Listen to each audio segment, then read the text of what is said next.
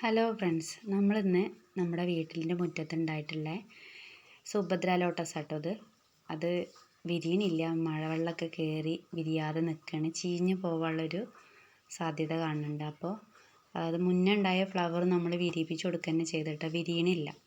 അപ്പോൾ അടിയിലത്തെ ഇതളിൻ്റെ നിറം മാറുന്ന കണ്ടാൽ നമ്മൾ പതുക്കെ വിരിയിപ്പിച്ച് കൊടുക്കുക. നന്നായിട്ട് അമർത്തരുത്, പതുക്കെ പ്രസ് ചെയ്യാതെ വേണം നമ്മൾ ചെയ്യാൻ. ഇതിലൊക്കെ നന്നായിട്ട് വെള്ളം നിറഞ്ഞ് നിന്നിട്ടുണ്ടായിരുന്നു. അപ്പോൾ നമ്മളിതങ്ങനെ വിരിയിപ്പിച്ച് കൊടുക്കുക കേട്ടോ. നല്ല സ്മെല്ലുണ്ട് കേട്ടോ. നല്ല സ്മെല്ല്, നല്ല ഹൈറ്റിലാണ് വന്നിട്ടുള്ളത് കേട്ടോ. അപ്പോൾ വെള്ളം വല്ലാതെ നിന്ന് കഴിഞ്ഞാൽ നമ്മുടെ താമര ഇനിയിപ്പോൾ വിരിഞ്ഞ് കഴിഞ്ഞാൽ നല്ല മഴ പെയ്യണമെങ്കിൽ അതൊരു ഭാഗത്തേക്ക് ചാഞ്ഞ് വീഴും കേട്ടോ. പിന്നെ നമ്മൾ കൊള്ളിയോ കൊമ്പൊക്കെ വെച്ചിട്ട് നിർത്തുക ചെയ്യട്ടോ, പിടിച്ച് കെട്ടുക ചെയ്യുക. അപ്പോൾ ഇങ്ങനെ താമര വിരിയിപ്പിക്കുമ്പോൾ നന്നായിട്ട് ശ്രദ്ധിച്ചിട്ട് വേണം ചെയ്യാൻ കേട്ടോ. അതിൻ്റെ ഇതളിന് ഫിനിഷിങ്ങിനൊന്നും തട്ടാത്ത രീതിയിൽ പതുക്കെ വേണം ചെയ്ത് കൊടുക്കാൻ.